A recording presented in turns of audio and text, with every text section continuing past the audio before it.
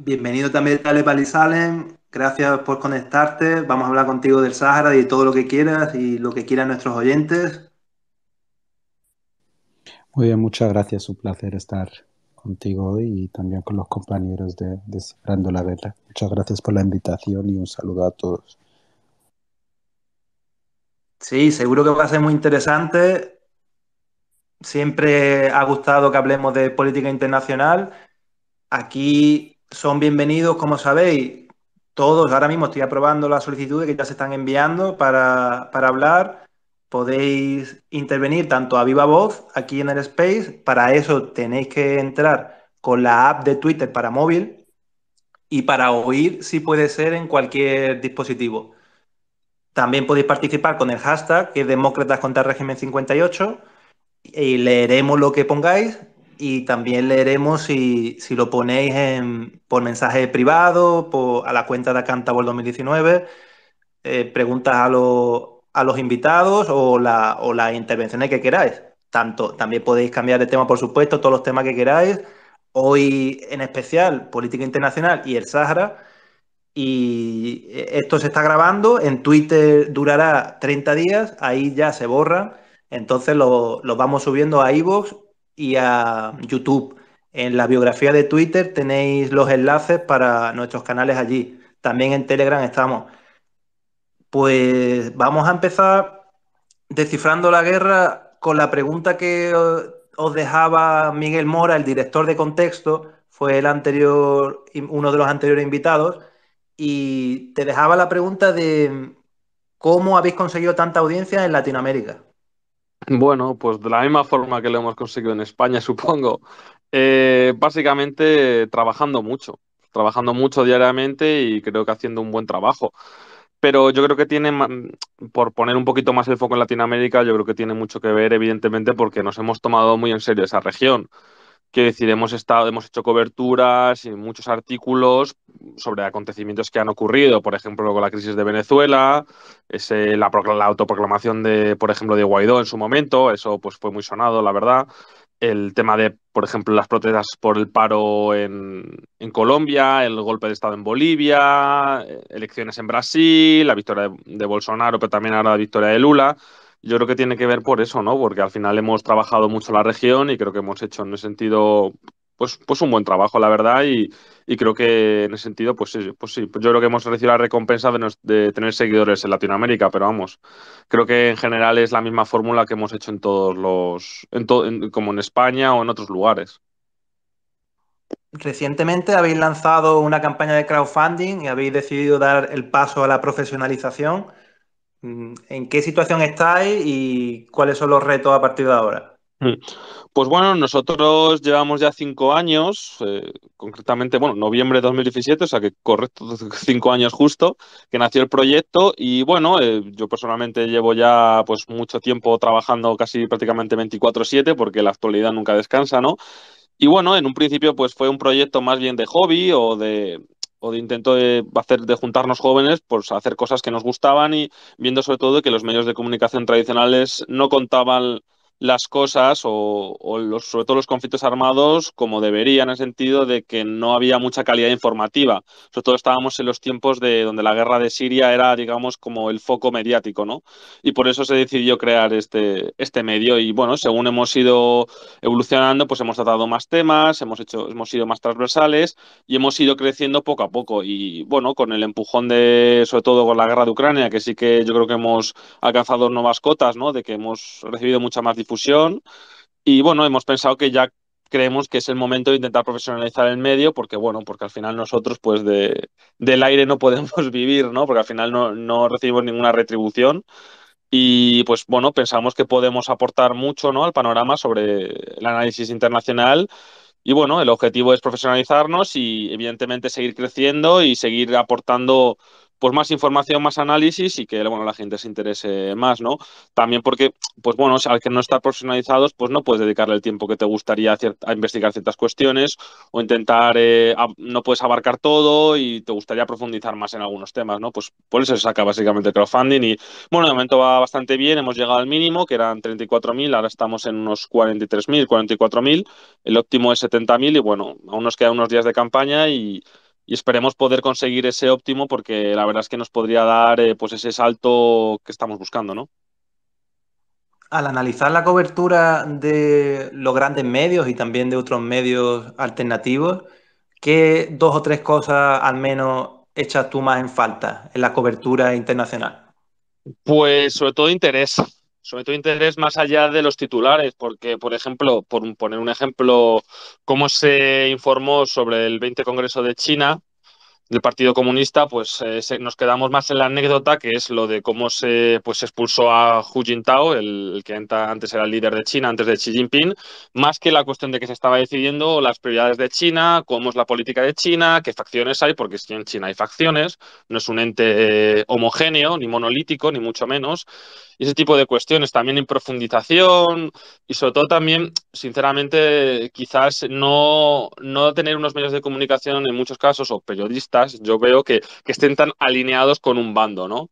Y porque al final yo creo que el objetivo debe ser intentar informar y sobre todo intentar analizar las cuestiones de la manera más objetiva posible, que evidentemente la objetividad absoluta eso es imposible, pero sobre todo intentar ser lo más honestamente posible en los análisis. Yo creo que eso falta bastante en los medios de comunicación, perdón. Pero vamos, que quiere decir que también hay evidentemente periodistas que hacen muy buen trabajo en medios independientes y tradicionales. Quiere decir que tampoco es una cuestión de centrarnos solamente en lo malo. También hay gente que hace muy buen trabajo, la verdad.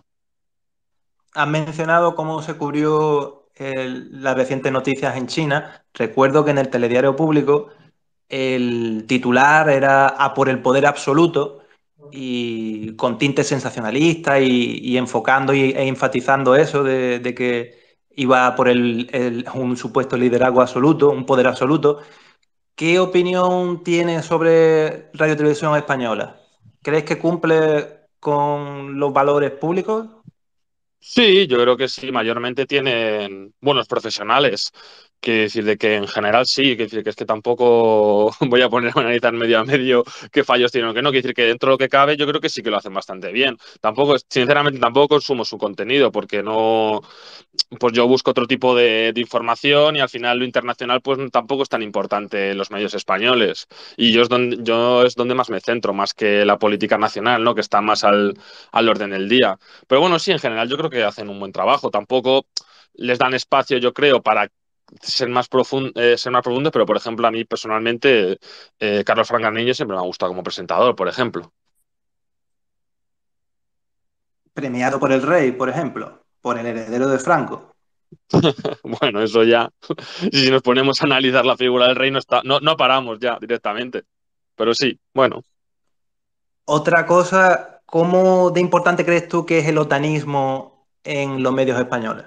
Bueno, pues yo creo que toda la línea es la línea general, ¿no? De todos los medios, el otanismo, el atlantismo, ¿no? Pero el problema es cuando que se puede ser otanista y no pasa nada, pero el problema es cuando es el atlantismo acrítico, ¿no? Sí. Que además eso todo está defendido desde el gobierno y de las instituciones, claramente, que dice que tenemos un gobierno que es el del PSOE, bueno, y Podemos, pero al final quien manda en política exterior es el PSOE, que está practicando pues un atlantismo completamente acrítico y que yo creo sinceramente que daña los intereses nacionales en muchos casos. Por ejemplo, en la cumbre de Madrid de la OTAN, quiere decir que se habló de China y de Rusia, de los intereses españoles, pues entre poco y nada, del famoso flanco sur, ¿no?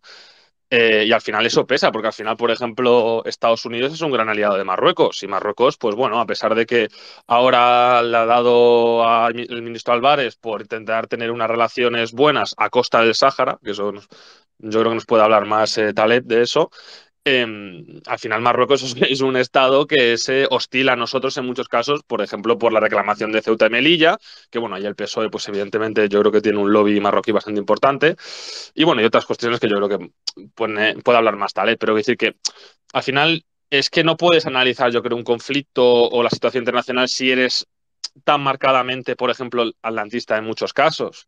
O eso yo lo pienso, porque al final es la visión de un bando completamente, o de una visión, cosmovisión de un mundo, en este caso el occidental, y claro, ahí pierdes muchas aristas a la hora de entender qué piensan los chinos, qué piensan los indios, la gente de África, de Latinoamérica, que ya te digo yo que tiene una visión del mundo que es completamente diferente del nuestro y eso explica en gran medida qué decisiones han tomado respecto, por ejemplo, a la guerra de Ucrania, ¿no? Y eso yo creo que luego, claro, luego sorprende que, por ejemplo, que quienes hayan apoyado las sanciones a Ucrania, pues sean prácticamente todos los del bloque occidental, ¿no? Claro, eso ya, pues si no se entiende exactamente qué postura tiene cada país, pues es, o continente, o pueblo, o como quieras llamarlo, pues es complicado, ¿no? Por eso yo creo que yo creo sinceramente que debería practicarse un análisis mucho más crítico de la OTAN, de Rusia y de todo, y en general de todo, ¿no?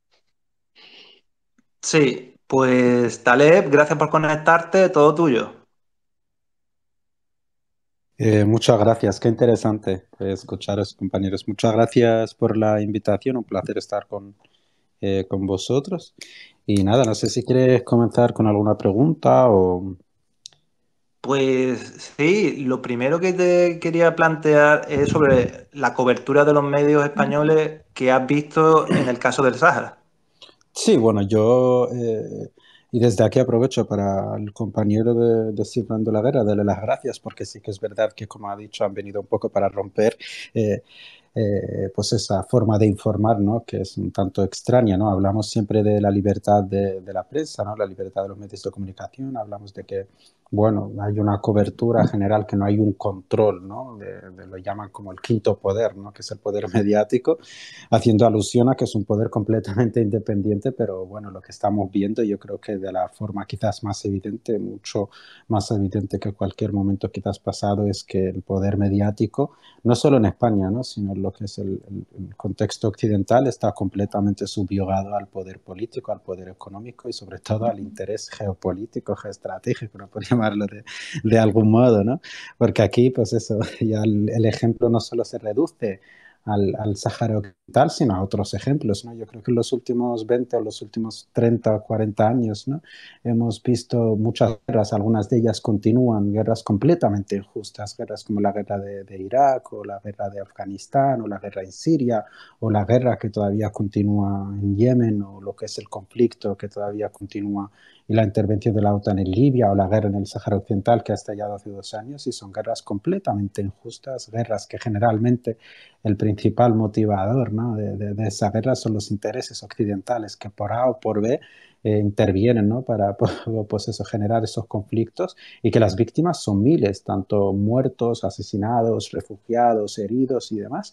Y es un tema completamente silenciado en los medios de comunicación. A mí me hacía mucha gracia porque la época de la guerra de Irak yo era muy, o sea, era muy pequeño, ¿no? Era, bueno, era jovencito y demás, pero sí que seguía las noticias y me hacía mucha gracia porque decían, hoy han muerto 100 personas en Irak y pasamos a los deportes, en los Asuna, tal, no sé. Y era como una cosa que te comentaba en un minuto, ¿no? La muerte de 100 personas y me chocaba mucho, ¿no? Esa forma de hacer información.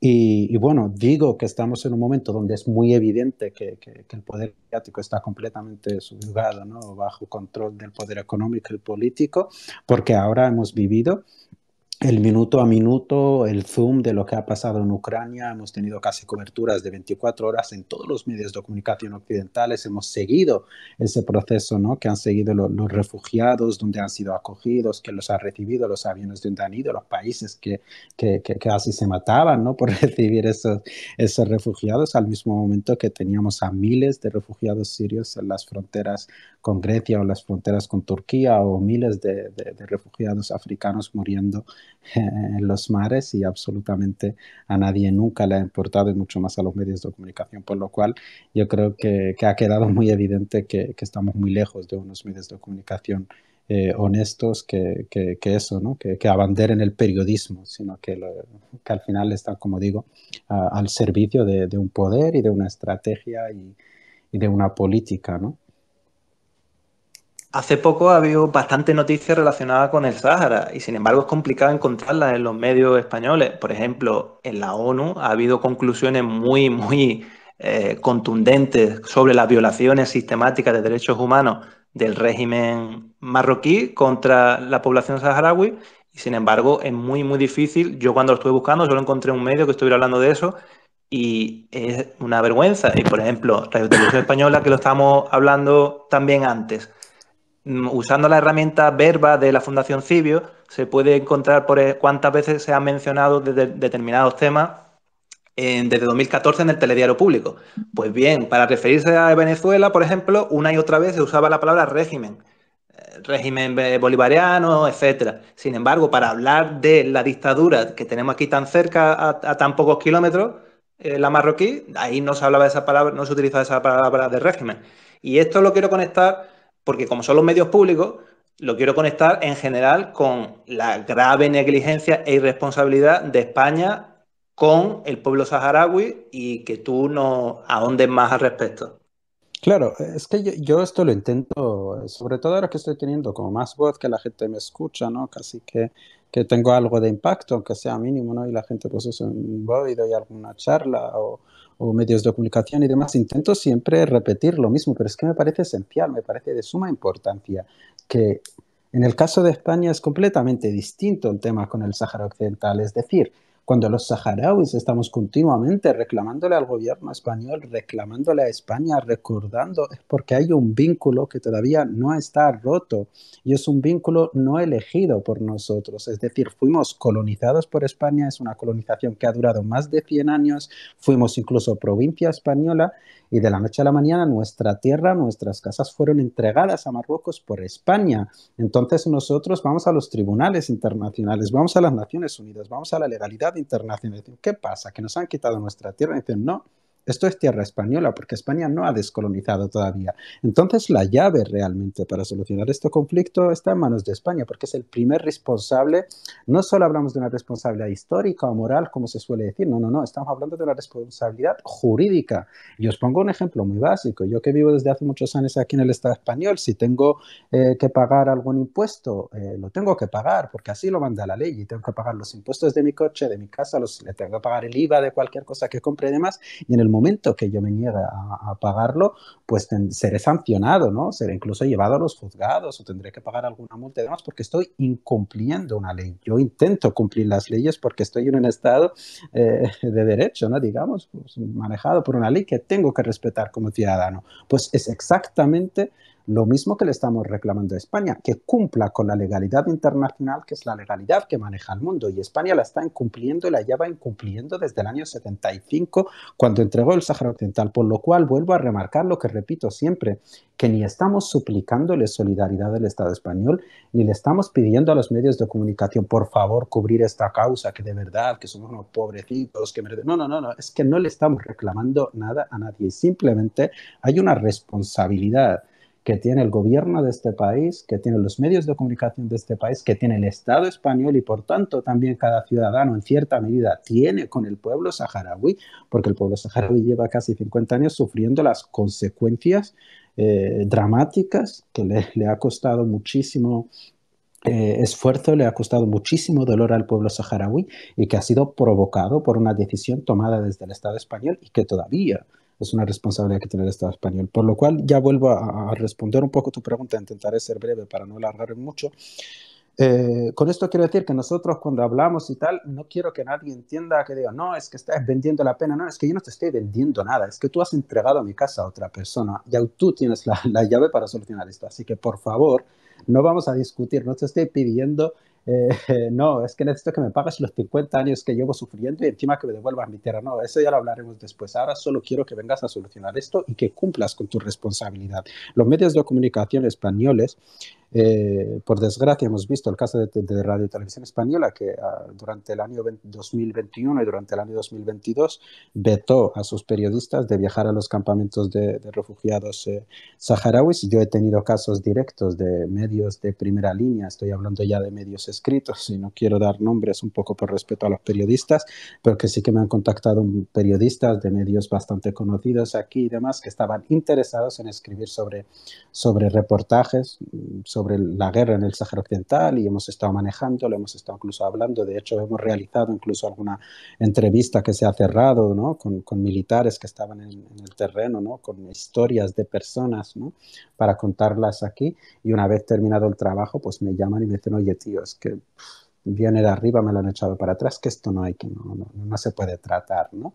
Entonces, ya estamos hablando de lo que de lo que estaba comentando antes, de que la traición al pueblo saharaui no solo se limita a lo político, sino que las ramas de lo político se extienden incluso a lo mediático y está completamente silenciado por eso, porque hay un poder político, hay un poder económico que no quiere para nada molestar a Marruecos y hace todo lo posible para que no se hable de este conflicto. Y por eso estarán hablando de Venezuela, que está a miles de kilómetros y que España no tiene ninguna responsabilidad legítima con Venezuela, ni tiene, pero verás 4 horas en los medios de comunicación hablando de la situación en Venezuela, o los verás hablando de Corea del Norte, que está en la otra punta, pero sobre el Sáhara Occidental, que tiene España una responsabilidad directa, legítima, o sea, una responsabilidad legal, una responsabilidad moral, una responsabilidad histórica, que es un caso que está ahí, está a media hora en avión desde las Islas Canarias, que miles de saharauis siguen portando DNI español,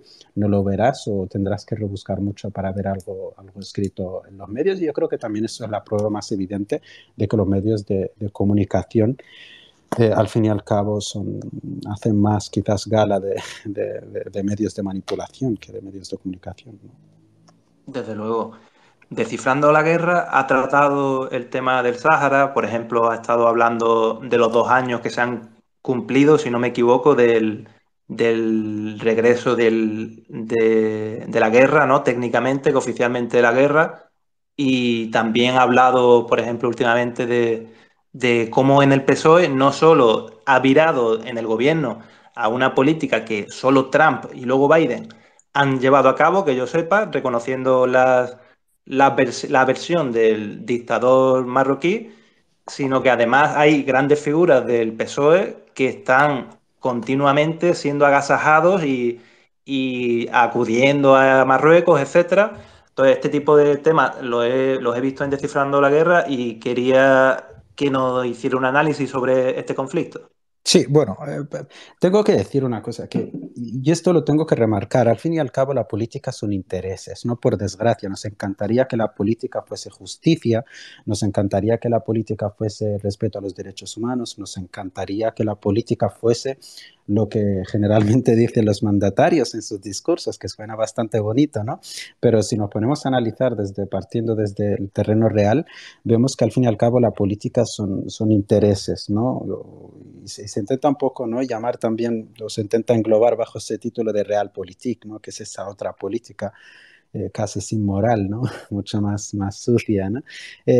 Pero, y aquí, hablando desde ese terreno, para no parecer aquí un lunático, ¿no? Para no hablar un poco desde una visión de un soñador, ¿no? Yo quiero hablar desde esa visión de Realpolitik, porque analizo muy de cerca todo lo que pasa en la actualidad política española y analizo también todo lo que está pasando en el norte de África, que yo creo que también va a ser muy decisivo, no solo para el norte de África, creo que en los próximos años vamos a vivir bastante movimiento en el norte de África porque ya no se limita el tema al Sáhara Occidental o al conflicto que hay entre Argelia, conflicto histórico entre Argelia y Marruecos, sino que también en los últimos meses hemos observado que las maniobras militares entre Estados Unidos y Marruecos, Estados Unidos y Marruecos o Marruecos y Francia en la frontera con Argelia. Hace pocos días Argelia hizo maniobras en la frontera con Marruecos, maniobras entre el ejército argelino y el ejército ruso.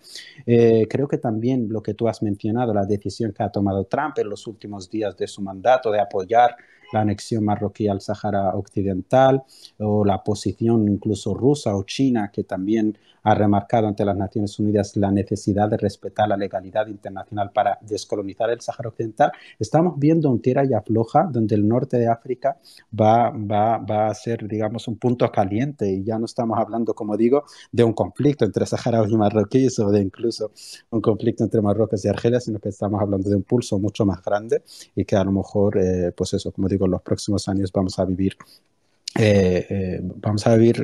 yo creo que va a ser muy interesante, ¿no? Observar y seguir lo que está pasando allí, pero vuelvo a lo que estaba comentando, vuelvo a analizar lo que es la política española. Yo creo, y esto lo decía también, lo comentaba el coronel Baños en uno de sus libros, y esto hace 4 o 5 años, antes incluso de la guerra de Ucrania, ¿no? Comentaba pues eso, que Marruecos es un peligro, y es un peligro constante, no solo para el pueblo saharaui, ¿no?, que invade su territorio, sino para todos sus vecinos. Es un peligro para Argelia, pero sobre todo es un peligro para España, porque Marruecos se sabe que desde siempre tiene una ideología expansionista. Y Marruecos manifiesta de forma pública, aunque lo intenta disimular con una diplomacia bastante bien lograda, ¿no?, y con una puesta en escena bastante estudiada, Marruecos todavía tiene ese plan del Gran Marruecos y no han dudado en reconocerlo. Incluso el ex primer ministro marroquí dijo en una entrevista que recuperar Ceuta y Melilla y Canarias solo es cuestión de tiempo, y que recuperar parte de Argelia es solo cuestión de tiempo, que primero tenían que sellar su soberanía, decía él, en este caso su ocupación al Sáhara Occidental, y una vez sellada esa ocupación iremos a por el resto. Entonces, no solo está amenazada Mauritania o Argelia o el Sáhara Occidental, sino que también España está amenazada. Las Islas Canarias están completamente amenazadas por esa ideología expansionista. Por eso, pensar en una política de largo plazo y apostar por apoyar la independencia y la descolonización del Sáhara Occidental no solo es beneficioso porque te estás posicionando en el lado correcto de la legalidad internacional y en el lado correcto de la historia, sino que te estás protegiendo y estás protegiendo tu territorio y tus intereses, y hablo desde un terreno de la realpolitik, como he mencionado antes, estás protegiendo tu territorio porque estás frenando esa ideología expansionista marroquí, ¿no? Y por eso también Argelia apoya de una forma tan feroz la causa saharaui, por supuesto por principios, por amor, ¿no?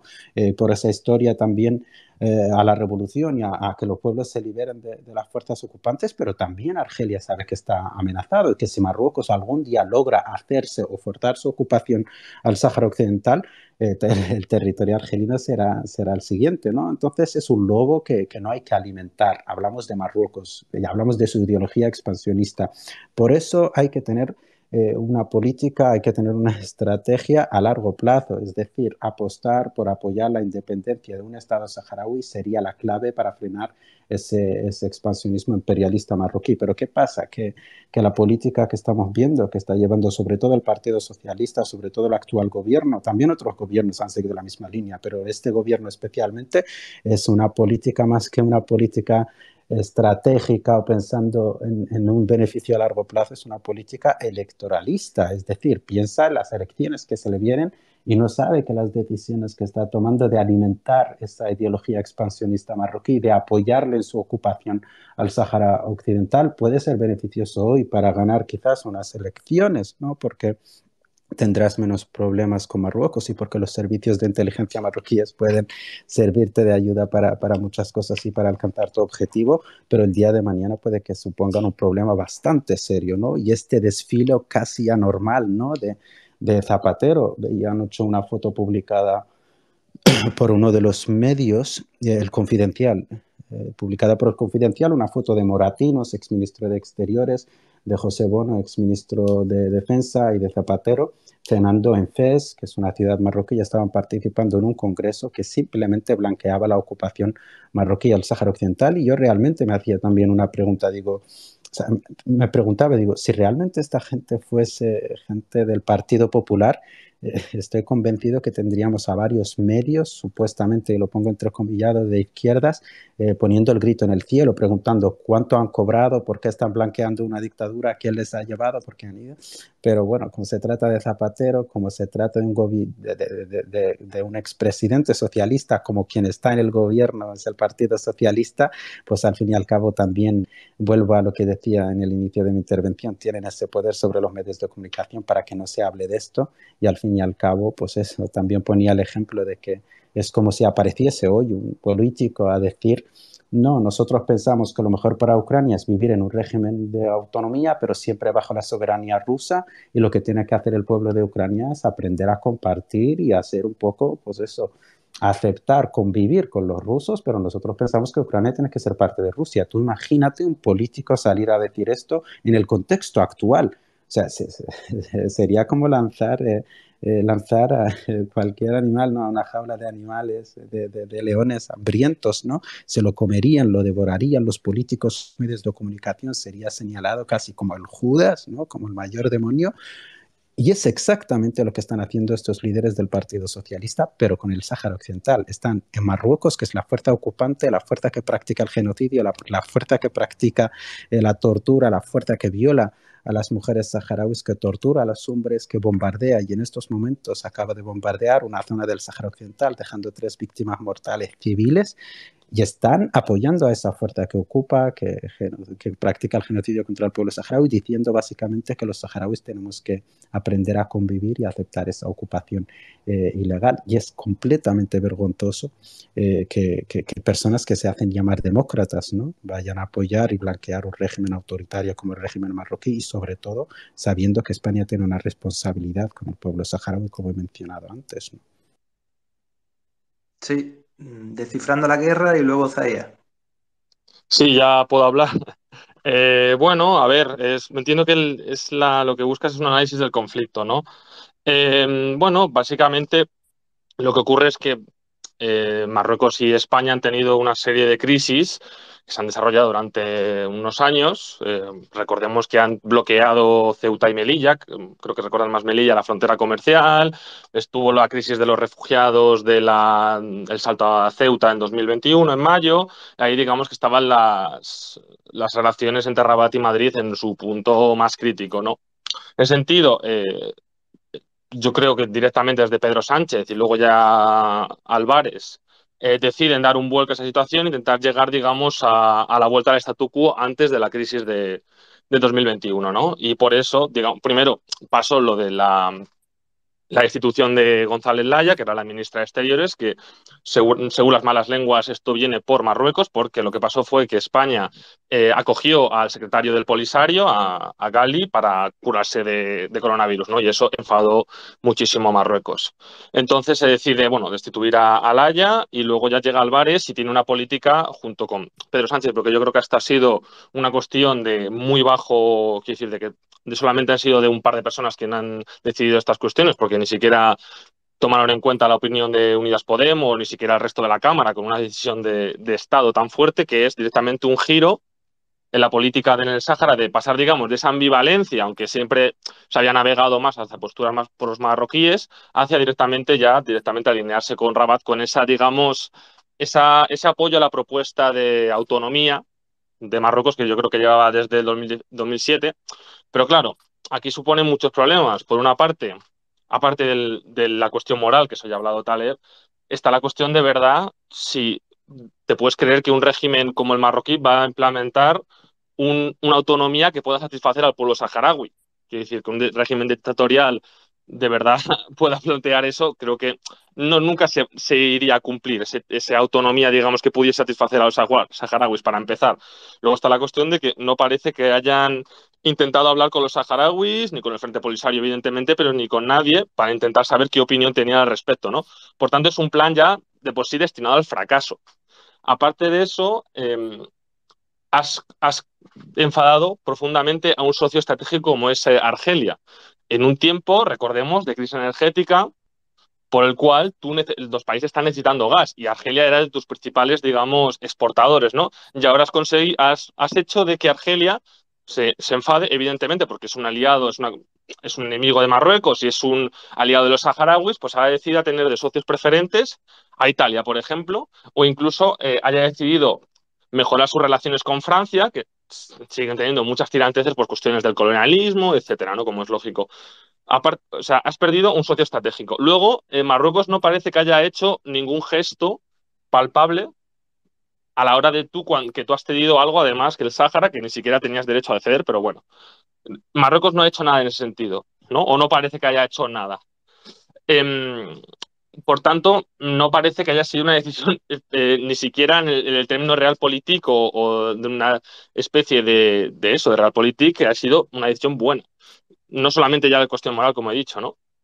Más allá de eso, hay que entender también cuál es la idiosincrasia de Marruecos, porque Taleb ha hablado antes del Gran Marruecos, porque esa cuestión es muy importante para el régimen marroquí, porque al final es un sistema, un gobierno, un régimen que se sustenta en una idiosincrasia de que ellos se sustentan mucho en el nacionalismo, ¿no? Porque al final evidentemente es un país pobre, que además tiene problemas sociales muy importantes. De hecho, también está la cuestión del estado de salud del rey, de que está ausente, etcétera. Quiere decir que es un país que internamente tiene problemas. En ese sentido, utiliza el nacionalismo y digamos, el expansionismo para intentar, digamos, ejercer ese contrato social dentro del país, ¿no?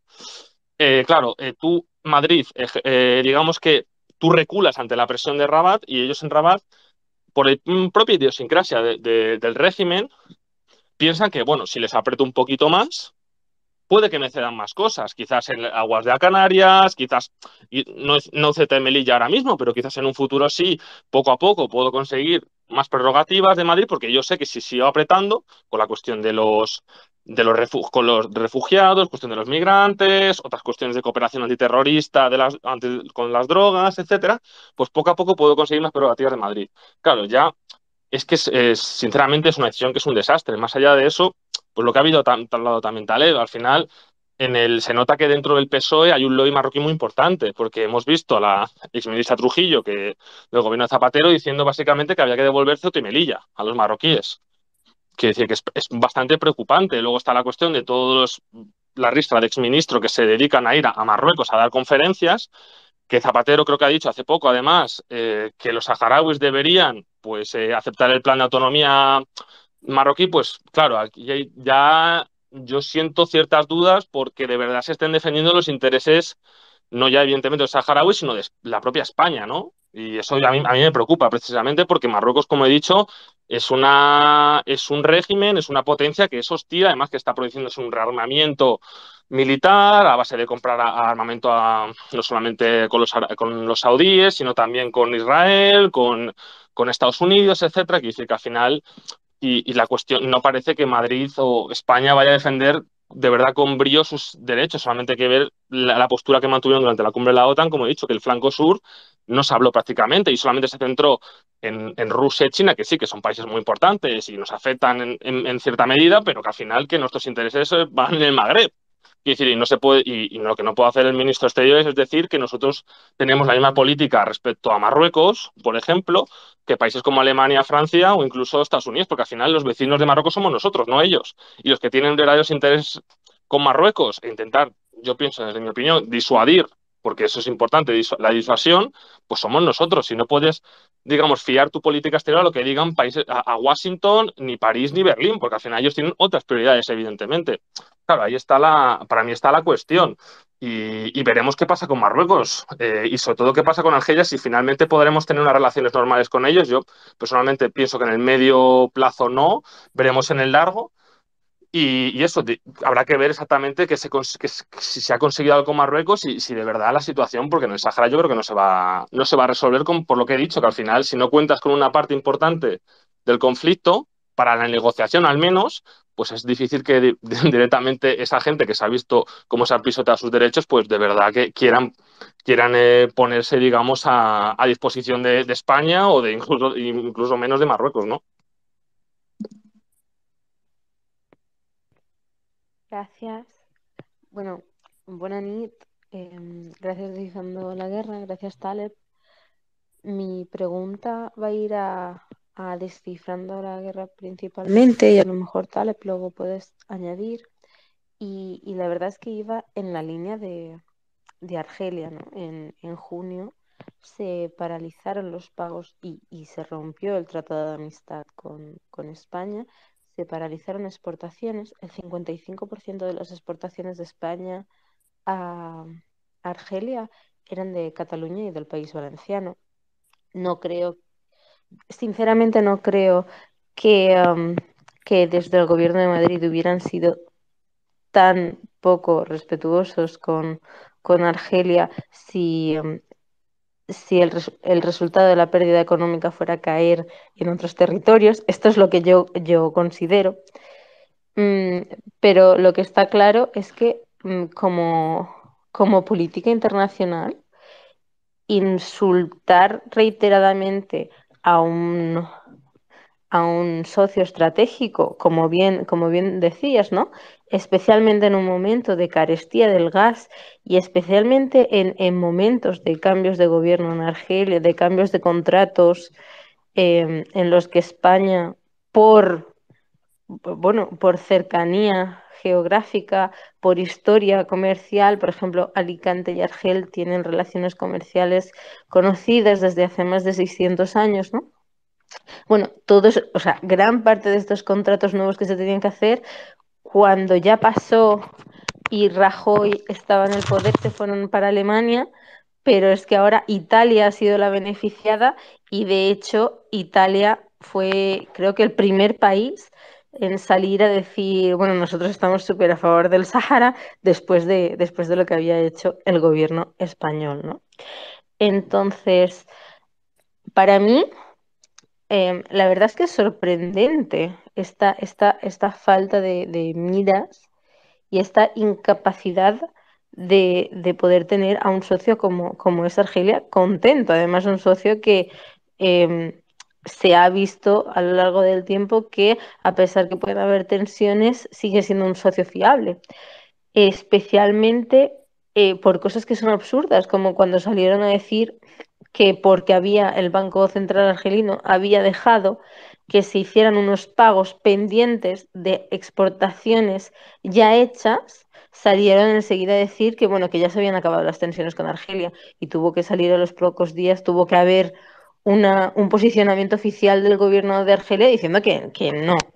Entonces, ¿tú por qué piensas que tienen tan poca capacidad para tener unas relaciones normales con el país más grande de África?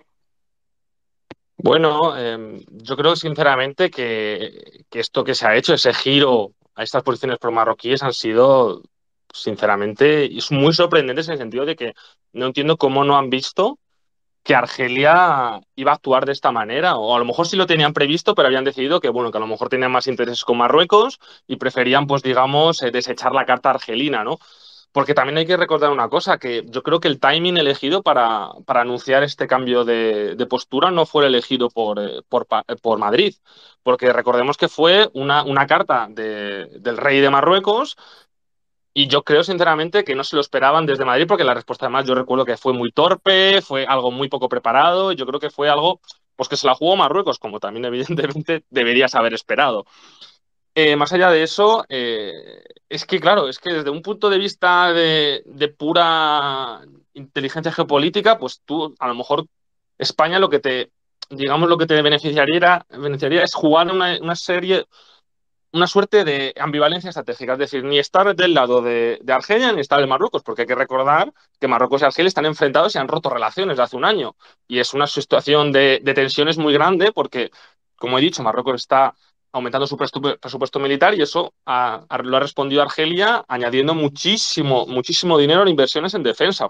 Y eso al final, la militarización de ese espacio es preocupante. Y claro, y España a lo mejor en caso de que no hubiera hecho ese giro al Sáhara, pues podría haber ejercido de mediador, pero es que ahora que se ha girado totalmente a posiciones de Rabat, pues ya no puede ejercer ese mediador porque Argelia ya no lo considera un interlocutor válido.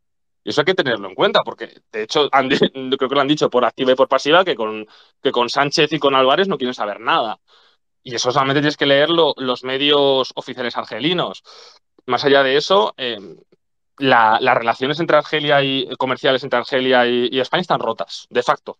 De jure no, porque, bueno, según algunas sentencias de Europa, que, bueno, actuó en ese momento, creo que fue en junio, pero de facto te puedo asegurar que sí, que están rotas, y a mí me lo han dicho gente que está en Argelia, porque, bueno, porque tengo familiares allí, ¿vale?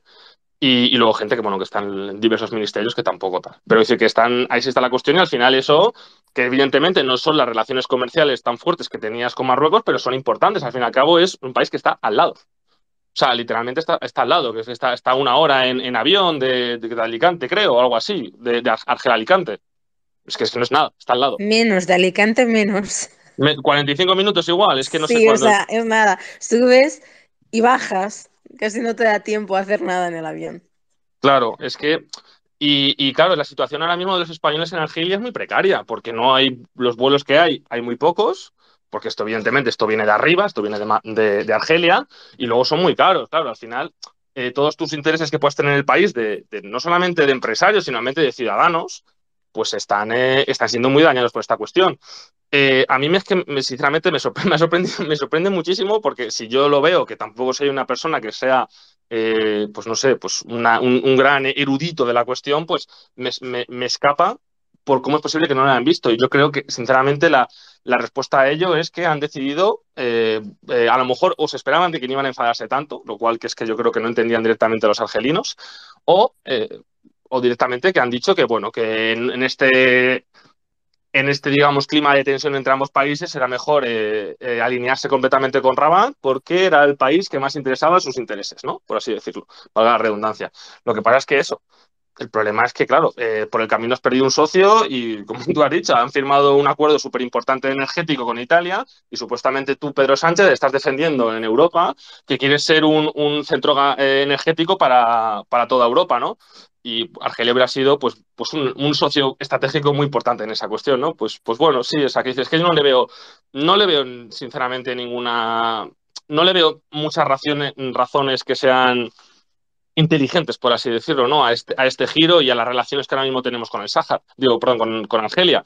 Quizás, no sé, supuestamente los argelinos han dicho que ante un cambio de gobierno, pues a lo mejor cambia la situación, pero yo creo sinceramente que eso no se arregla con un cambio de gobierno, sino con un cambio de política en este caso.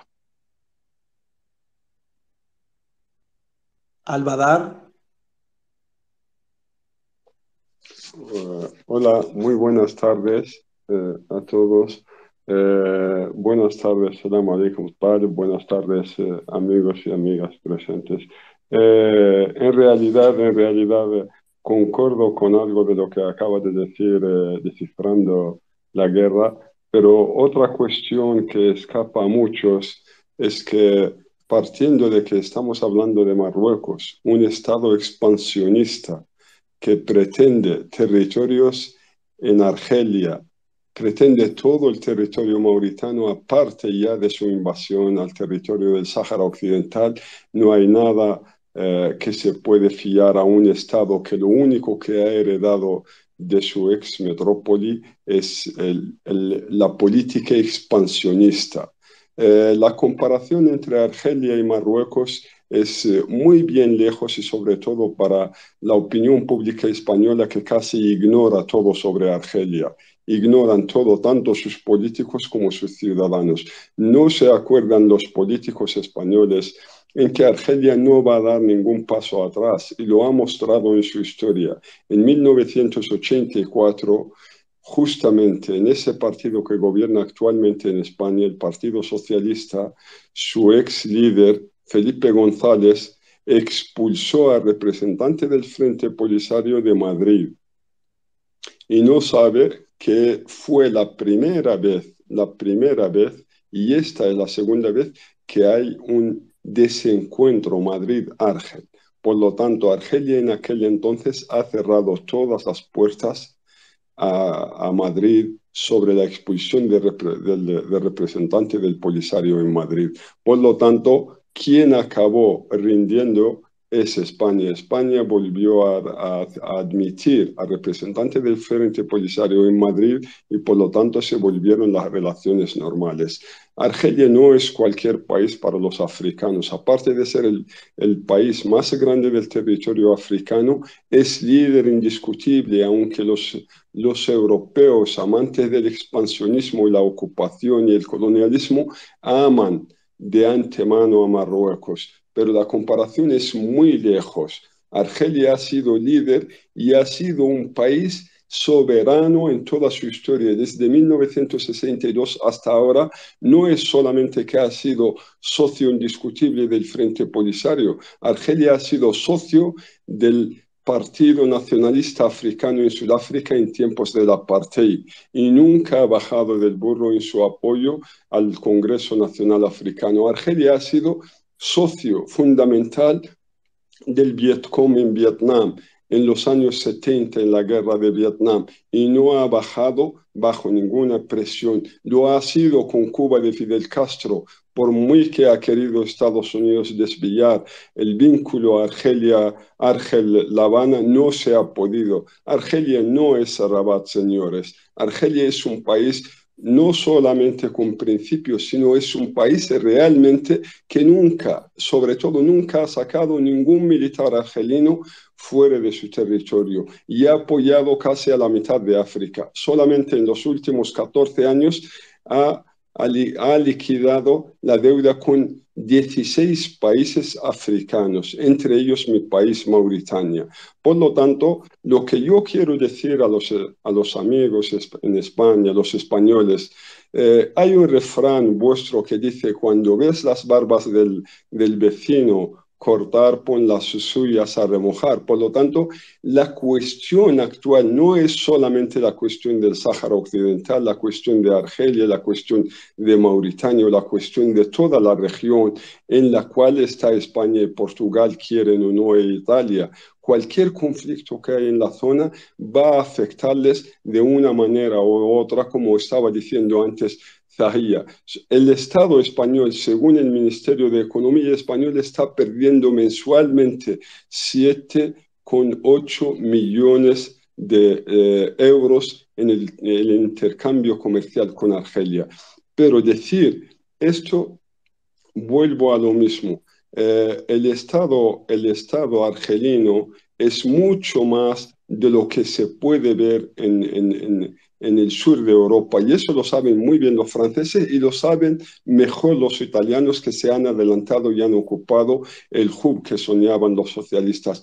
Me refiero a los de a mojar al cortar las barbas del vecino. Recuerdo eso a los españoles. Cuando tengan un partido que ha gobernado y sigue gobernando, en el cual ahora mismo todos sus exministros están desfilando por Marruecos, y hay hasta incluso ministros avalados por el gobierno actual que legitiman la ocupación o la devolución de los territorios españoles, las plazas españolas de Ceuta y Melilla, a un país que es enemigo real y actual del Estado y de la soberanía española. No solamente estamos hablando de Ceuta y Melilla, que el PSOE ya está diciendo con boca llena que se deben de devolverse a Marruecos, sino es la soberanía. Allí va a quedarse también en entredicho la soberanía española sobre las Islas Canarias y sobre varios cayos e islotes que hay en el Mediterráneo. Por lo tanto, el régimen expansionista marroquí no solamente persigue eso, sino persigue algo mucho más allá. Recordar que tenéis en vuestras propias fronteras a 1,5 millones, según los datos no oficiales, a 1,5 millones de marroquíes, de los cuales la mayoría de ellos son siervos del mahzen, lo que nosotros llamamos de lo que es el palacio marroquí. Quiere decir que son agentes en frío, agentes que pueden servir y se han mostrado en el último partido en Barcelona, lo que han hecho en Barcelona y en otros sitios. Por lo tanto, no vais a confiar en todo eso. Cuando hay un partido realmente, como dice ser el socialista, defendiendo eso, los primeros que deben de preocuparse no son los saharauis, ni los mauritanios, ni los argelinos, sino los propios españoles, cuando sus políticos defienden los intereses de un país fuera, que decir, de un país extracomunitario y un país que puede hacer mucho daño, y lo ha hecho con las drogas, con la inmigración, con 1000 maneras de chantaje y de usurpación de derechos de otros pueblos. Gracias, compañeros. ¿Si puedes ir acabando? Sí, total. Por lo tanto, es mucho más lo que debéis de abrir los ojos. La ocupación del Sáhara afecta tanto a España como a Mauritania. Y recordar que el régimen de Marruecos no solamente pretende el Sáhara, más allá, para vuestro recuerdo y para los amantes de la democracia, recordar que vuestro país, España, tiene actualmente en Mauritania un centenar de militares que supuestamente han venido a ayudar en lo que es la inmigración ilegal, pero no es así. Algo allí se trama y debe de declararlo España con todos los fines e intereses de Marruecos en la región. Muy buenas tardes. Gracias, Salvador. Antes de seguir profundizando en estos temas tan importantes de política internacional, me gustaría seguir hablando un poco más sobre el periodismo independiente de Descifrando la Guerra, porque hoy he entrado en vuestra página web y ha sido refrescante, porque comparado con los demás medios, ahí no tenéis publicidad o tenéis muy poca. Sí, bueno, mira, si no os importa, respondo esta pregunta y me voy. Es que, claro, es que se me está haciendo un poquito tarde y mañana tengo que madrugar muchísimo, ¿vale? O sea que respondo esta pregunta y me marcho, ¿vale? Lo siento por irme tan pronto, pero es que se me hace un poquito tarde. A ver, sí, es que nosotros tampoco. El problema es que yo creo que muchas veces la publicidad es muy invasiva, ¿no? Y parte, yo creo que pues molesta mucho al que quiera leer los artículos y tal, y yo lo entiendo porque a mí me pasa. Por eso mismo no hemos decidido, pues tampoco da mucha publicidad, sinceramente, Google, por ejemplo, ¿no? Y tampoco nos beneficiamos de que nos den dinero empresas ni nada parecido. Así que por eso también es una de las razones que hemos intentado, pues, eso, lanzar el crowdfunding para que sean nuestros propios lectores o la gente que quiera apoyarnos quienes se beneficien o, digamos, del contenido que vamos a poner más exclusivo y que bueno, y que sean ellos los que nos financian, porque al final yo creo que también eso nos da mucha más libertad, pues para no tener anuncios intrusivos y para no depender de que nos pague cierto empresario, que nos pague cierta institución, etcétera, ¿no? Yo creo que eso es bastante importante. Y nada, con eso que me marcho y que muchísimas gracias por la invitación. Ha sido un placer por la invitación y nada, y también ha sido un placer escuchar a Table, evidentemente, que yo creo que lo que tiene que decir sobre el Sáhara es importante que se escuche, porque si no, si evidentemente la guerra de Ucrania es muy importante, pero al final lo que pasa en nuestras fronteras es la cuestión del Sáhara y Marruecos, y si no hacemos caso a eso, pues sinceramente, pues ya apagamos y vámonos, ¿no? Así que muchísimas gracias y buenas noches a todos. Muchas gracias, Descifrando la Guerra. Buenas noches. Pues Pachi, si quieres intervenir. No, simplemente era para saludaros y mostrar mi solidaridad y apoyo a Taleb. Simplemente he abierto el micrófono para esto, de momento nada más. Muchas gracias. Pues adelante, Taleb.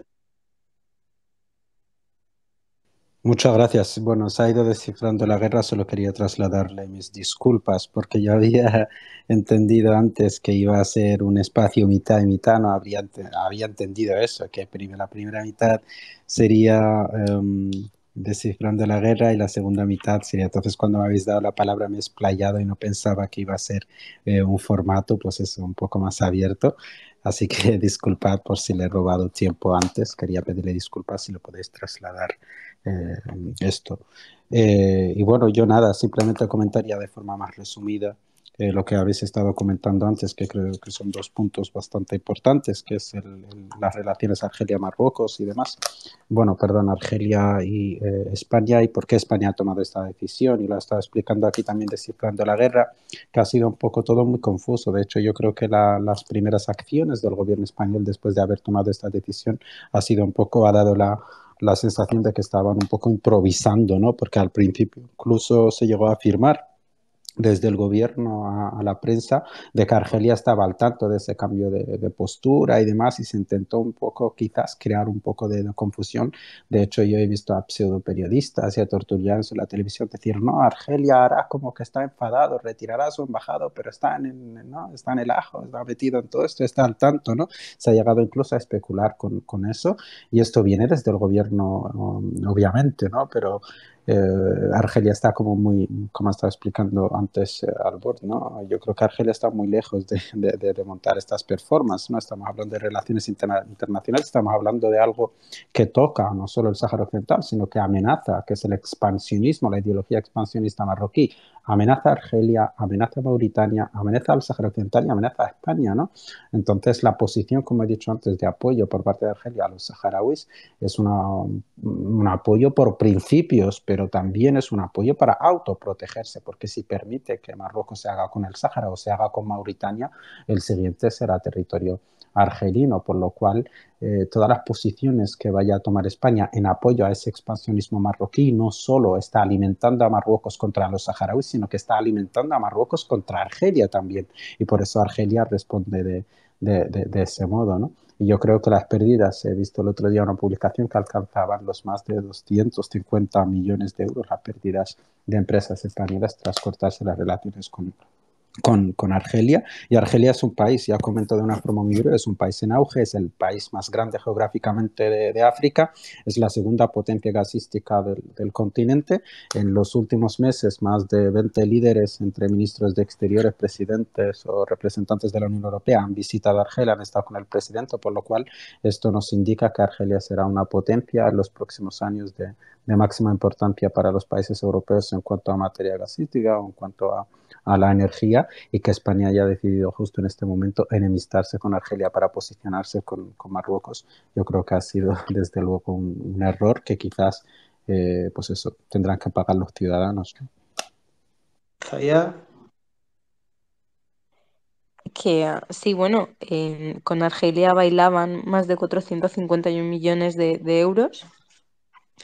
Es una pérdida fundamental para territorios como Cataluña y el País Valenciano. De hecho, hace unos pocos días, el 17 de noviembre, ah, había un comunicado de prensa de Presidencia que decía, del País Valenciano, que decía que iban a buscar asesores para poder intentar salvar parte de todas estas relaciones comerciales que se han roto. Y estamos hablando de relaciones comerciales, como ya he hablado, no solo de ahora. Estamos hablando que las relaciones entre el País Valenciano y Argelia llevan muchos, muchos años existiendo simplemente por la cercanía geográfica, ¿no? Ahora todo el mundo puede coger el coche, pero hasta hace muy poquito la principal manera de transporte de las personas era en barco. Y para una persona de Valencia era más fácil llegar a Orán o llegar a Argel que llegar a Madrid.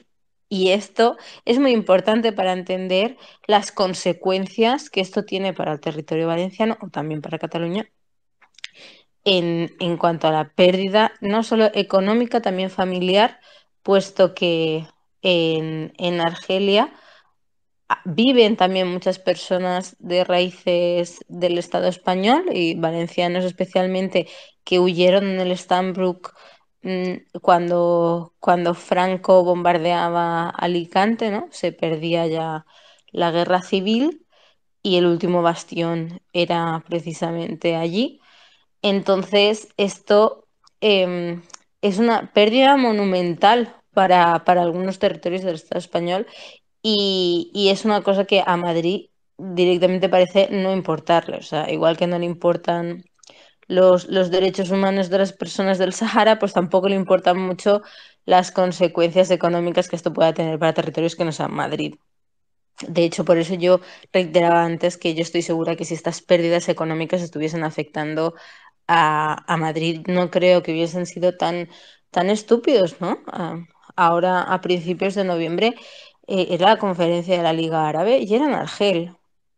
Estamos hablando, como bien ha dicho Taleb, de un país, no solo que geográficamente es el más grande de África, o como decía Al-Bashar, que sea un país con una potencia moral dentro de África por el apoyo que ha tenido incrementable con los países que querían su liberación. Es que también estamos hablando de una potencia económica emergente a las puertas del Estado español y que el gobierno español ha tenido la cara más de una vez de insultar directamente al gobierno argelino, mintiendo abiertamente, como ha dicho el compañero de Descifrando la Guerra, diciendo que bueno, que las contrapartes argelinas sí que sabían la posición del Sáhara o que, como he dicho yo antes, que bueno, que ya se acababa el conflicto comercial cuando las relaciones diplomáticas están completamente rotas.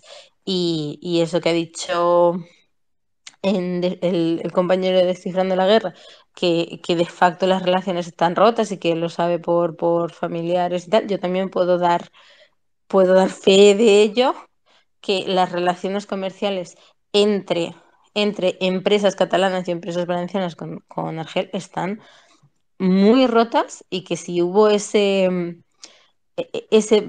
impasse, ¿no? En julio creo que era de dejar que hubiesen pagos a empresas españolas, era precisamente para como mínimo poder salvaguardar esas transacciones que ya se habían hecho en el pasado. Entonces, sobre todo Taleb ¿tú qué piensas que alberga el futuro en, entre el Sáhara y Argelia? Yo creo que será fácil la respuesta, pero ¿y qué piensas de esta relación Argelia-España y el futuro que tiene respecto a si no cambia la situación con el Sáhara? Bueno, eh, yo pienso que las relaciones entre Argelia y el Sáhara Occidental, creo que los próximos años van a ser años cruciales y muy importantes. Yo creo que, y lo he repetido varias veces, ¿no? En varias intervenciones, creo que nos encontramos en el último capítulo, el conflicto del Sáhara Occidental, y ya he dicho que puede que dure quizás 5 o 10 años o 15 como mucho, pero nos encontramos ya en la última fase. Pero antes de contestarte, solo comentar que yo también madrugo mañana y al igual que Descifrando la Guerra me tendré que retirar pronto a las 11:15, puedo estar hasta las 11:15, pero luego me tengo que marchar. Bueno, respondiendo a tu pregunta, creo que Argelia siempre ha tenido una posición, ¿no? En toda África y en todo el mundo de apoyar las revoluciones, de apoyar los pueblos, pero especialmente con el Sáhara Occidental no solo es ese principio, ¿no? De respetar la voluntad de los pueblos, de apoyar a los pueblos contra las fuerzas ocupantes, de defender a los pueblos que sufren injusticias, de incluso acompañarles en su proceso de lucha, y es un ejemplo que ha dado Argelia siempre en todo el continente africano, sino que Argelia también tiene que velar por sus intereses y frenar esa ideología expansionista marroquí, y para Argelia es crucial que el Estado saharaui extienda su soberanía sobre todo el territorio del Sáhara Occidental, y para España también debería de ser crucial, y para Mauritania también es crucial, porque no es solo apoyar el derecho del pueblo saharaui, no es solo oponerse a la ocupación, no es solo posicionarse en el lado correcto de la legalidad internacional, en el lado correcto de la historia, sino que también es autoprotegerte, porque en el momento que Mauritania reconoce y apoya una república saharaui soberana sobre el Sáhara Occidental, está frenando el expansionismo marroquí. En el momento que Argelia apoya un Estado independiente saharaui soberano sobre el territorio del Sáhara Occidental, está frenando y está cortando ese expansionismo marroquí, que puede afectar también al territorio argelino, pero lo que vemos por parte del Estado español es completamente lo contrario, es que sigue alimentando esa bestia, sigue alimentando esa ideología expansionista que, sin duda, he dicho antes y lo vuelvo a repetir, en algún momento tendrán que pagar los ciudadanos de este país, ¿no? Y no sé si tenéis más preguntas por aquí. Si alguien quiere intervenir pero no está pudiendo, porque nos aparecen que hay 2 solicitudes, pero no nos permite el sistema ni ver, ni aceptar, ni nada, pues que se puede escribir también por privado y trasladaremos la pregunta o la reflexión que sea. Quería hablar a Albadar, voy a lanzar una pregunta y luego sigue a Taleb y luego sigue Albadar. La pregunta es, ¿cómo valoras el papel de Unidas Podemos en general y en concreto respecto al Sáhara? Bueno, en general lo valoro, me guardo mi valoración para mí, ¿no? Yo creo que tenían un plan, ¿no? Y han defendido estar en este gobierno por defender una política social que en gran medida lo han conseguido, y es algo de aplaudir, y que podríamos estar aquí hablando y analizando cada cosa, pero bueno, me lo voy a reservar para no extenderme mucho, pero sí que voy a hablar y hacer una referencia. Esto es una reflexión completamente y una opinión completamente propia, que yo creo que se han equivocado completamente en lo que respecta al Sáhara Occidental, porque yo recuerdo que he estado en las protestas hace muchísimos años, ¿no? Que dieron inicio a lo que es el movimiento, ¿no? El partido de Podemos estaba en esas protestas, y yo recuerdo el día que rodeamos el Congreso en aquella protesta, que levanté, ¿no? Me subí encima de un póster o algo, y recuerdo que llevaba la bandera saharaui, y recuerdo que toda la calle, que estaba llena de gente rodeando el Congreso, gritaba Sáhara libertad. Entonces yo sabía y tenía la completa certeza de que de esas protestas que llenaron la Plaza de Sol iban a hacer un partido, un movimiento político que iba a tener el Sáhara Occidental en sus prioridades, ¿no? Y no me he equivocado, porque luego llegó Podemos, liderado por Pablo Iglesias, incluso llegó a afirmar que ellos, cuando tengan algo de poder, que reconocerán la República Saharaui. Estaban con nosotros en las manifestaciones, en los actos y demás, y luego el 13 de noviembre del año 2020, cuando se declaró la guerra, cuando Marruecos atacó a un grupo de civiles, cuando el pueblo saharaui se encontraba completamente desprotegido en un momento completamente histórico para su lucha, que después de 30 años de paz volviese la guerra, lo único que hemos visto por parte no hablo del Partido Socialista, ¿no? Porque su posición siempre ha sido muy cercana a Marruecos y las traiciones se han ido repitiendo desde Felipe González, pero hablo de ese partido joven que venía a revolucionarlo todo. Yo creía que, o me esperaba como mucho más, y lo único que hemos visto es un tuit lanzado por Pablo Iglesias y luego otro también creo por algún miembro de Podemos, que es un tuit que agradecemos, pero cuando un pueblo está en una revolución, está en una guerra, está en una lucha, lo que necesita no es un tuit, sino lo que necesita son acciones.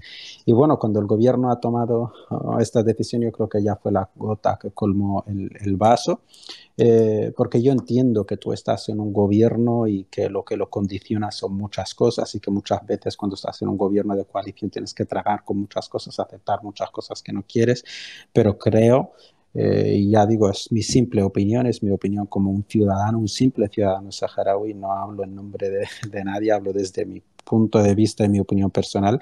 Creo que se han equivocado, creo que son igual de cómplices que el Partido Socialista, porque cuando el Partido Socialista está apoyando al régimen ocupante marroquí, cuando está legitimando la ocupación marroquí al Sáhara Occidental y lo hace desde el gobierno, quien le permite estar en ese gobierno, quien se sienta con él en cada Consejo de Ministros y lo legitima como gobierno, es Unidas Podemos. Entonces, yo he hablado, ¿no? Me han contactado algunos miembros del Congreso de Unidas Podemos, además hemos estado debatiendo y yo digo, no, pero es que nosotros llevamos proyectos sociales, ¿qué quieres? ¿Que rompamos el gobierno por esto del Sáhara? Y me hacía mucha gracia porque era como que me estaban diciendo, sois importantes, pero no tanto. Los saharauis nos importan, pero tampoco te flipes que vamos ¿no? Entonces es muy triste. ¿Por qué? No estamos hablando de personas, no estamos hablando de una justicia, no estamos hablando de una guerra, no estamos hablando de un principio que es la base de vuestro partido político, de vuestra ideología. Romper ese gobierno y decir no vamos a estar de acuerdo con la ocupación, no vamos a estar de acuerdo con el genocidio, no vamos a estar de acuerdo con la política socialista de apoyar al régimen ocupante marroquí que está obligando a miles de refugiados saharauis a vivir en malas condiciones, que tiene a decenas en las cárceles. No vamos a aceptar esto y si el Partido Socialista no revierte esta posición de apoyo a Marruecos, nos vamos a salir del gobierno. Yo creo que incluso que eso les habría honrado mucho más, incluso hablando en términos electorales, les habría también beneficiado más porque habrían quedado ante la opinión pública como un partido fiel a sus principios, pero por desgracia lo seguimos viendo día a día manteniendo este gobierno que ha traicionado al pueblo saharaui. Lo siguen manteniendo en el gobierno, a pesar de que sus posiciones de forma independiente son de apoyo al pueblo saharaui siempre en declaraciones y en tweets, pero lo que espera el pueblo saharaui, lo que necesita son acciones y yo hablo de mí personalmente, estoy muy decepcionado con Unidas Podemos. Pues gracias. Disculpa pasar que me he colado, pero es que no me gustaría que se fuera Taleb sin que respondiese a esta pregunta. ¿Es el ministro Álvarez un agente de Marruecos o un ministro español? Bueno, yo no trabajo para el CNI, no puedo decir con certeza si es un agente marroquí, pero sin duda lo que sé, lo que está publicado en la prensa es que antes ha estado antes de ser ministro de Exteriores fue embajador de España en París, está casado con una francesa que también es consejera para la presidencia en Francia. Se conoce que tanto él como su mujer se suelen rodear muy bien del círculo de empresarios marroquíes que viven en la capital francesa y está siempre el poder económico y político en Marruecos, el Maghzen, está muy unido. Entonces, saber que Álvarez y su familia se movían en Francia en esos ámbitos, ¿no? O en esos ambientes, ¿no? Pro-marroquíes o marroquíes de alto standing y saber sobre todo que ha sido nombrado, porque esto incluso Pablo Iglesias, y esto me sorprendió mucho que Pablo Iglesias lo diga en una de sus intervenciones, ha dicho que Álvarez ha sido traído para llevarse bien con Marruecos, es decir, para restablecer las relaciones con Marruecos, y esto lo ha dicho Pablo Iglesias y ha hecho la destitución de Arantxa Laya. Y traer a Álvarez ha sido simplemente para que arregle las relaciones con Marruecos que estaban mal. Entonces, nombrar a un ministro de Exteriores solo para arreglar las relaciones con Marruecos cuando es un ministro de Exteriores que tiene que llevar tus relaciones con todo el mundo, ya me parecía bastante llamativo, pero efectivamente estaba jugando muy bien su papel y yo intentaba hacer una cuenta de las veces que desde que lo nombraron ministro que se ha encontrado con el ministro de Exteriores marroquí y superan las 10 10, o sea, se han encontrado más de 10 veces en lo que lleva de ministro, y las declaraciones de apoyo a Marruecos son continuas, las referencias a Marruecos son continuas. Cuando fue la Asamblea General de las Naciones Unidas en la ONU, tengo constancia de que Álvarez estuvo ahí por los pasillos de la ONU intentando convencer a sus colegas de Latinoamérica que reconocían a la República Saharaui, intentando convencerles para que se reúnan con el ministro de Exteriores marroquí, intentando un poco también incluso buscar apoyos para Marruecos en los pasillos de la ONU, por lo cual no tengo pruebas para acusarle de agente, pero sin duda hace la función de agente, ¿no? Albadar. Muy breve, solamente para complementar lo que estaba diciendo Taleb y lo que decía Sahih anteriormente. Para el recuerdo a todos los despistados, recordar que Argelia no solamente es vecino de España, sino, y aparte de ser el hermano mayor de todos nosotros, digamos, los países limítrofes, las consecuencias que eso lleva son enormes. Hablando de un país que forma parte del G4 de África, de los 4 gigantes de África: Sudáfrica, Nigeria, Argelia y Etiopía. Eso también en su función, aparte de económica, es política dentro de la unidad africana. España ha perdido todo lo que se pudo haber ganado en un momento, no solamente en el Sáhara y en Argelia, sino también lo fue en Libia, aunque vuestros políticos no os han dicho nada. Repsol, la cota que tenía con Muammar Gaddafi, sobrepasaba 6 veces la cota que tiene hoy en Libia. Por lo tanto, toda la cota que tenía Repsol y España del petróleo libio lo ha llevado Inglaterra.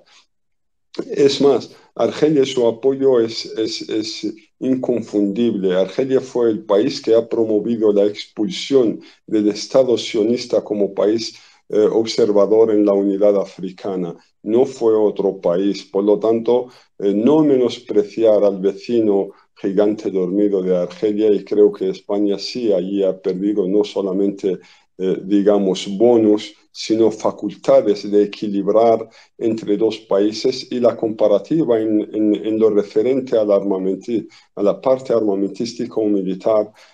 Marruecos está inflando su presupuesto militar a base de créditos, mientras que Argelia es a base de sus propios recursos. Fuera de eso, España acaba de perder los 16.000 millones que el Estado argelino ha avalado para la construcción de su economía en el próximo quinquenio. Por lo tanto, la empresa española no tendrá ninguna participación en el nuevo levantar del Estado argelino. Eso se quiere decir mucho, por lo tanto me retiro. Muchísimas gracias a todos los presentes. Muchas gracias a ti, compañero. UGT y Comisiones Obreras llevan 10 años, ha cumplido ya sin convocar huelga general en España. Suponemos que le va genial a la clase trabajadora, ¿no? El poder adquisitivo por los suelos, etcétera, etcétera. Serán nuestros siguientes invitados los sindicatos reales. Hemos invitado a otros 7 sindicatos, los principales hemos entendido nosotros, aparte de esos 2, por supuesto, es decir, sindicatos reales para el próximo programa. Aquí, Taleb, sabes que vamos dejando preguntas a los invitados para el siguiente programa. Ve pensándote alguna pregunta que le harías a esos sindicatos que hemos invitado, que han sido esos: CNT, CGT, el CIG en Galicia, la intersindical en el País Valencià, la intersindical también en Cataluña, el SAT andaluz. Esos son los invitados junto al medio Nueva Revolución para el martes que viene, que será cuando volvamos a hacer Demócratas contra el Régimen a la misma hora. Será el número 59. ¿Qué pregunta le dejaría? Puede ser tanto al medio de comunicación, Nueva Revolución, o a los sindicatos en general, o a uno en concreto, como tú prefieras. ¿Quieres ir pensándotelo o ya sabes? Bueno, así pensando rápido, si va a ser un poco siguiendo la línea de lo que estábamos comentando, ¿no? De que el Partido Socialista ha perdido completamente el rumbo y el control, ¿no? Me gustaría, pues eso, en el ámbito de los sindicatos, sería buena pregunta pensarles, bueno, preguntarles qué piensan ellos desde su punto de vista como sindicatos obreros, si el Partido Socialista Obrero Español representa bien, ¿no? A los obreros o no. Sería muy interesante que lo comenten, ¿no? Que lo lleva en sus siglas, ¿no? Y en su nombre, la defensa de los obreros, que es como lo ven ellos. Sí, bueno, del PSOE ya es poco conocido que hace 95 años, en la dictadura de Primo de Rivera, el PSOE no solo fue colaboracionista con el régimen dictatorial de entonces, sino que era el único partido que tenía permitido ser legal. Entonces, pues se lo trasladaremos a los sindicatos, muy amable.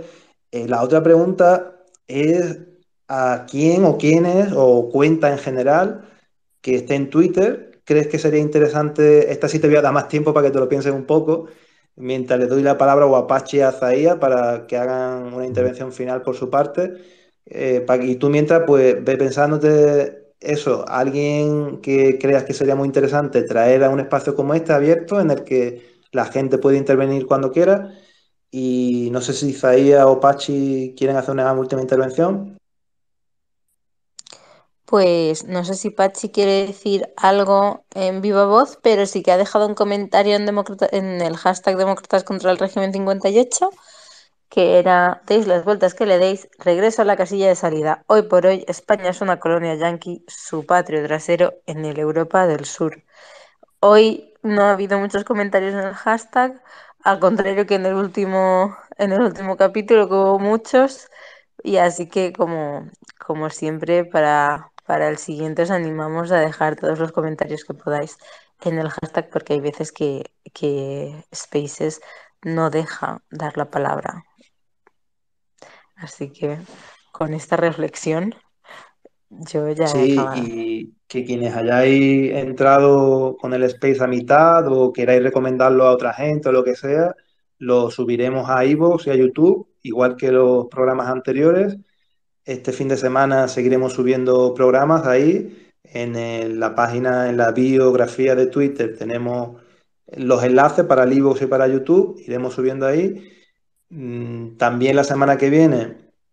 El jueves volveremos, después el martes, como he dicho, será el debate sindical con estos sindicatos y con Nueva Revolución. Y el jueves haremos como hoy, haremos un monográfico de política internacional y hay invitados, pues muchos conocidos del espacio que os han gustado, como Aníbal Garzón, Alejandro Cao de Benós, Daniel Seixo.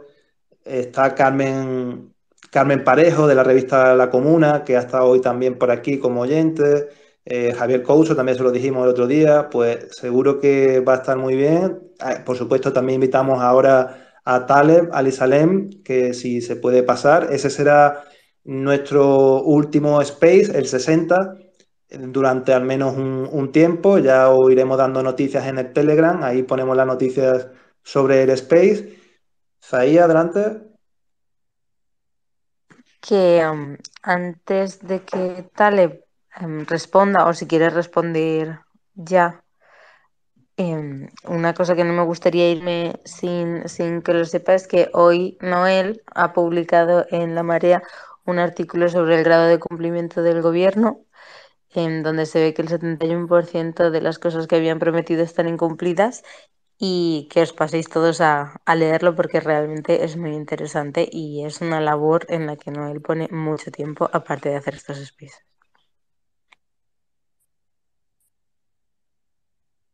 Nada, yo agradecer a Zahía que lo haya comentado, solo que lo que quiero denunciar es el poquísimo trato, poquísima cobertura que los medios de comunicación dan a este tema. Es una vergüenza que todos los días nos estén distrayendo con, a veces sí son cosas importantes de las que se habla, pero se habla manipuladamente, como nos ha dicho antes Taleb, medios de manipulación, pero en general el tema del cumplimiento de lo que se ha firmado, de lo que se ha votado, ¿por qué no se trata? ¿Por qué no nos cuentan una alternativa a la metodología, por ejemplo, que nosotros aplicamos, que vamos analizando uno a uno todos los puntos, los 200 del Pacto de Coalición del PSOE y Unidas Podemos. Ahí está la metodología. ¿Por qué no nos explican qué está mal o por qué tenemos que aceptar que un gobierno supuestamente democrático tenga un alto grado, tan altísimo grado de incumplimiento de lo que ha firmado? Entonces, lo mínimo que tendríamos que esperar de los grandes medios cloaqueros, ya sabemos que no lo van a hacer, pero lo mínimo que tenemos que esperar de los medios alternativos es que den difusión a este tipo de cosas, que lo muevan, que hagan muchas investigaciones. Nosotros somos los únicos que lo estamos haciendo, pero ojalá hubiera muchos más y ojalá nos alegraríamos, por supuesto, porque ese sería el camino que hay que seguir. Que os damos las gracias de verdad de corazón por todo el apoyo que nos dais. Es increíble que hagamos estos espacios. Queremos eso, que siempre participéis todo lo que queráis, porque hay que ser, porque si no, no tendría sentido. Queremos hacer una cosa distinta y democratizar de verdad que el acceso a los medios, a los políticos, etcétera, que se les pueda hacer preguntas aquí a cualquiera, y creemos que los políticos son los primeros que tendrían que venir, no a este espacio, sino a cualquier espacio que permita a la gente preguntarle. Por supuesto, tienen que ir a las asambleas, tienen que ir a las calles, tienen que ir a eso, a cualquier formato como este, ya sea virtual, físico, los físicos, por supuesto. A las plazas tienen que ir y tienen que explicar lo que están haciendo. Eso es lo mínimo que se les exige. Y sobre todo ahora que viene un año electoral, es muy importante recordar esto, porque ahora van a venir a pedirnos su voto. Pues primero que rindan cuenta sobre lo que han hecho y todo lo que no han hecho en estos años. Taleb, si tienes pensado algún invitado o invitada o cuenta en general que sería Sí, interesante traer. bueno, así rápido he pensado en el compañero que es Borja Salvador Paz, que es bastante interesante todo lo que tiene que contar. Es politólogo, es profesor de historia, es un joven con mucha energía y sobre todo en política internacional y también en el ámbito geopolítico internacional, no solo lo que toca en Norte África, sino toda Europa. Yo creo que Borja, pues eso, es colaborador habitual de varios programas de televisión y radio y os va a encantar su planteamiento, su análisis y su forma de transmitir, porque también se le da bastante bien comunicar y creo que Borja sería un invitado de lujo. Y yo ya o sea, me tengo que marchar porque mañana madrugo. Y nada, daros las gracias y decir pues eso, que la alternativa se crea con espacios como este, la alternativa se crea desde las redes sociales, ¿no? Hemos visto que la revolución siempre nace desde los barrios que sufren la injusticia, desde los compañeros que se van juntando un poco, ¿no? Esto nos ha enseñado la historia hasta formar la gran revolución que acaba derribando la injusticia. Y bueno, creo que este espacio, pues eso, hablamos un poco de lo injustos que son los medios de comunicación, de lo injusto que es el poder, de lo injustos que son los políticos, pero no deja de ser un poco también una trinchera, ¿no? Donde nos juntamos todos y donde reivindicamos solo con estar, con hablar, con comentar, reivindicamos nuestro derecho, ¿no? A esa libertad y a esa democracia real. Así que muchas gracias por tenerme, muchas gracias por darme voz. Gracias a todos los compañeros que han intervenido, a la compañera Zaira, gracias a los compañeros de Descifrando la Guerra, les pido disculpas antes también por lo que he comentado y nada, estaré o intentaré, haré lo posible por estar con vosotros en el programa 60 y espero que volváis con más programas y con mucha más fuerza y nada, sobre todo muchas gracias por darme espacio y voz. Genial, pues muchas gracias a ti, Taleb Ali Salem. Esta es tu casa para cuando quieras. Muchas gracias, un abrazo, hasta luego. Karma 1910, si quiere intervenir brevemente, que cerramos ya nosotros también. No, ha sido un problema de que me he colgado, me he vuelto a conectar y me ha salido como si pidiera la palabra, pero no es así, ¿eh? Muchas gracias. Muchas gracias a ti por el interés y por estar ahí otros días. Y muchas gracias a todos los que nos oyen en directo y también a los que nos oyen en diferido, que además aquí estamos muchos, pero en diferido son muchos más. Así que un abrazo a todos, buenos días, buenas tardes, buenas noches. Justicia social, democracia y salud para todos y todas. Un abrazo. Buenas noches.